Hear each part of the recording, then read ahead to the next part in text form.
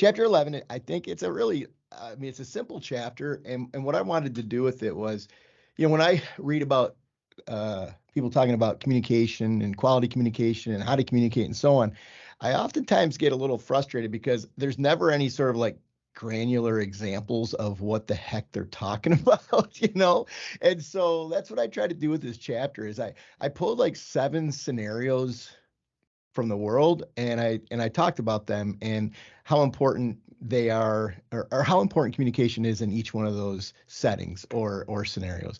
And so it's I think it's a pretty simple chapter. I think there's some interesting things in here. The 7 categories, like I pulled out, for example, updating your team on some new procedure. And I've been guilty of this a ton, which is I'll bring something to a group or to a team, and I think it's no big deal. Update a procedure, whatever it might be, and then I move on like it's nothing, and I never check back to see whether anybody had any feelings about that. Because just because I don't think it's a big deal doesn't mean that other people on the team or in the group don't think it's a big deal. So the point there is as leaders, we need to be checking back in with people to make sure that everybody's okay with and/or whole about some kind of a change. I talk about performance reviews and the importance of performance reviews should be an ongoing conversation throughout the year. It should be talked about constantly. It's not something that you just you do 1 or 2 times a year and then put it back in the file and talk about it 6 months later, right? We all know this stuff. Solving problems, get everyone involved. And in terms of communication, when you're solving a problem, you're going to have people on your team that aren't as comfortable or aren't as natural with, butting in and giving their opinion, but they actually might be, the smartest person in the room on that topic. And so you might need to check in after, right? Give them a call, pull them aside, say, hey, listen, I realize you didn't really have a lot of input there. I think you probably do, and I'd love your input. So it's about being inclusive.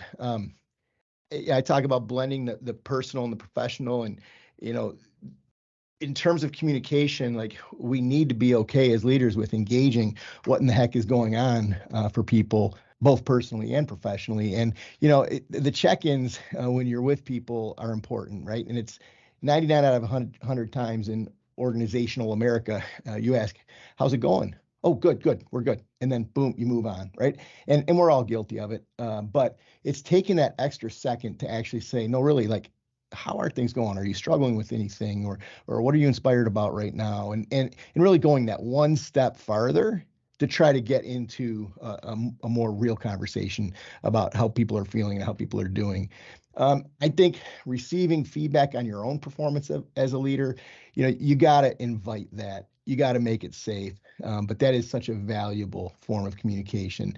And, just by asking people to help you and engaging people in relation to your performance goes a long way in terms of improving the dynamic. So that was number 5. I talk a bit about listening here. People are, generally speaking, in the world, I think people are pretty bad listeners. And, I talk about listening a lot in this chapter in different places. And so this is just sort of another look at listening and working hard to listen to understand, not listening to respond. And so, and I think that one simple tool there is, when somebody's communicating with you, to take a second and repeat back to them what you heard, right? And again, I think many of us are well versed in this, but just responding with, hey, this is what I heard there. Can I tell you what it is? And then you can let me know if I got it clearly. And then finally, the last form of communication that I think is really powerful and important that I don't think that many leaders do is asking for help. So asking their team for help, and it's flipping around the equation, right? Where so many leaders feel like they've got to have everything under control, and they've got to be the one that's on top of everything, and they've got to have everything well organized and figured out. But actually, when you ask somebody for help, you're opening up your world, you're becoming vulnerable, and you're bringing them in.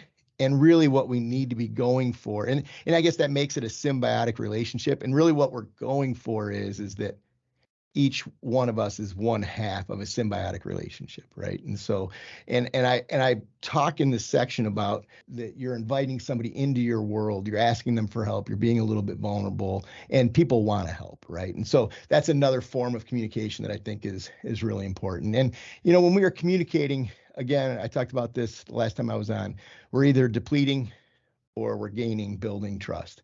And if we're gaining trust, we're building a relationship more powerfully. If we're depleting trust, obviously the reverse is true. So chapter 11 is a chapter with 7 different examples of forms of communication, and pretty nuts and boltsy, but I think it's one of the areas I find in books on leadership and communication. I oftentimes miss that, right? I want the nuts and bolts examples. So that's what this chapter is.